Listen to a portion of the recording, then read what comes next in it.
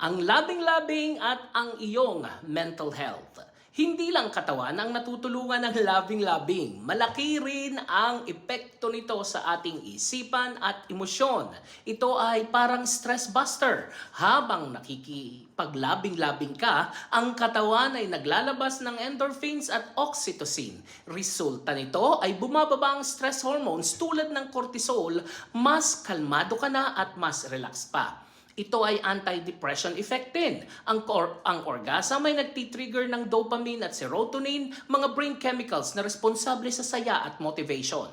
Para itong natural na antidepressant, kaya nakakatulong laban sa lungkot o pagkabalisa. Self-esteem booster din ito. Regular na healthy intimacy ay nagpapalakas ng tiwala sa sarili at body image. Nakakatulong ito sa pagbuo ng kumpiyansa at mas positibong pagtingin sa sarili.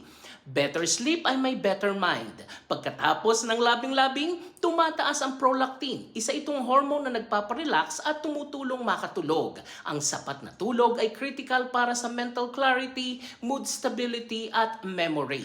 Connection and mental resilience. Ang oxytocin ay kilala bilang bonding hormone. Tumitibay ang emotional connection, bumababa ang pakiramdam ng loneliness. Sa couples, mas nagiging matatag ang relasyon na mahalaga sa mental well-being. Kapag nagiging delikado, ang labing-labing becomes compulsive sex addiction.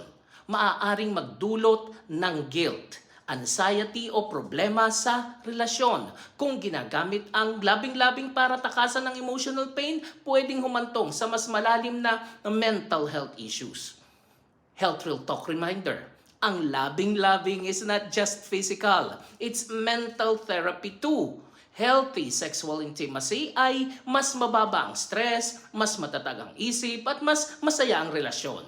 Pero laging tandaan, mental health starts with balance. Ang sobrang kulang o sobrang sobra ay parehong may epekto.